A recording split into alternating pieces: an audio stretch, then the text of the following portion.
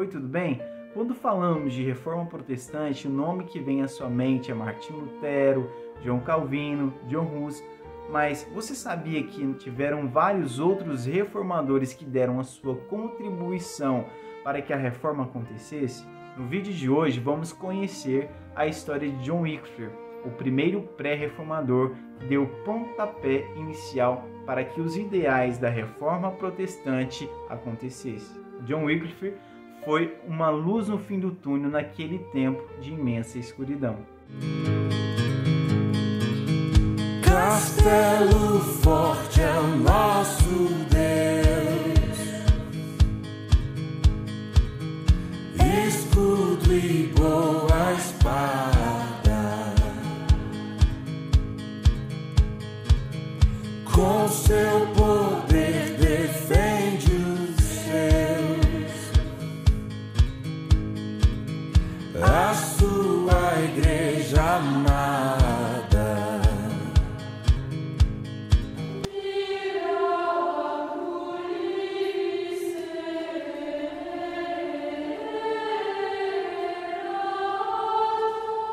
John Wycliffe nasceu em 1328 na cidade de Iberville, norte da Inglaterra.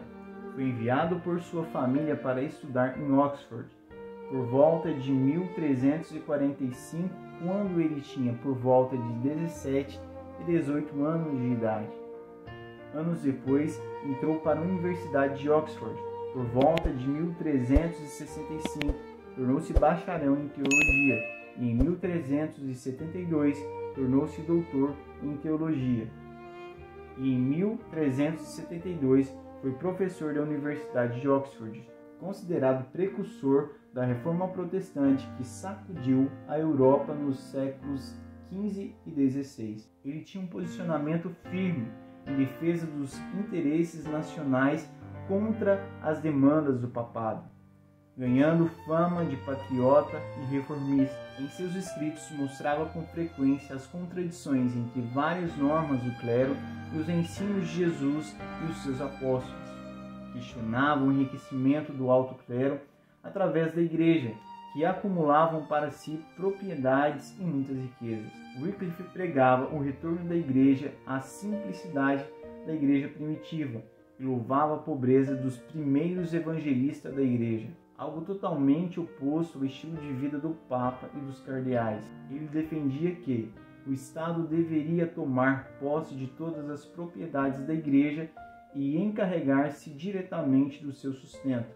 Ele também afirmava que o rei estava acima do Papa e a igreja deveria renunciar a qualquer tipo de poder secular.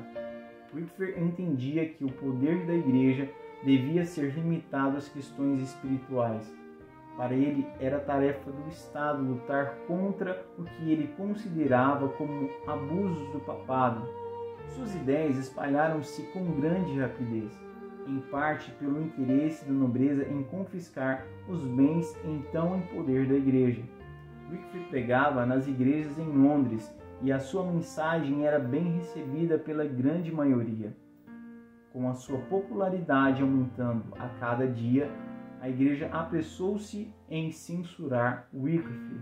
Em 19 de fevereiro de 1377, foi intimado a se apresentar diante do bispo de Londres.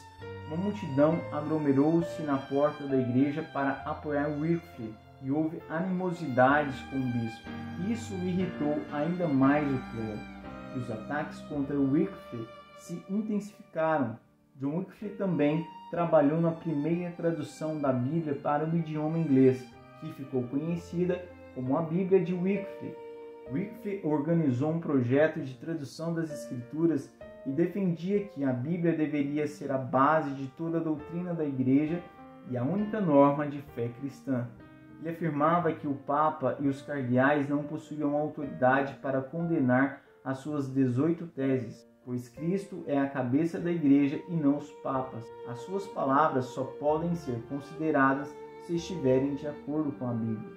Wycliffe acreditava que a Bíblia deveria ser um bem comum de todos os cristãos e deveria estar disponível para o uso cotidiano, na língua nativa de cada povo. Durante a Idade Média, os livros eram caros e raros por serem feitos à mão. Wycliffe então se retirou para sua casa em Luther Road, onde reuniu sábios que auxiliaram na tarefa de traduzir a Bíblia do latim para o inglês. A Bíblia de Wycliffe, como passou a ser conhecida, foi amplamente distribuída por toda a Inglaterra. A igreja o denunciou por ter feito uma tradução não autorizada.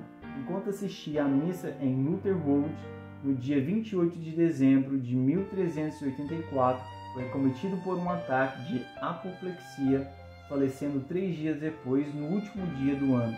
A influência dos seus escritos foi muito grande em outros movimentos reformistas, em particular sobre o da Boêmia, liderado por Jan Hus e Jerônimo de Praga. Para frear tais movimentos, a Igreja convocou o Concílio de Constança em 1414 a 1418. Um decreto deste concílio, expedido em 4 de maio de 1415, declarou Wycliffe como herético e recomendou que todos os seus escritos fossem queimados e ordenou que seus restos mortais fossem exumados e queimados, o que foi cumprido 12 anos mais tarde pelo Papa Martinho V. Essa é a história de John Wycliffe, um nome muito importante pela reforma da igreja. Este homem que foi o responsável pelo pontapé da reforma que mudaria para sempre a história da igreja. Se você ainda não é inscrito no nosso canal, por favor se inscreva, compartilhe esse vídeo com alguém. Muito obrigado por ter assistido o nosso vídeo. Fique com Deus.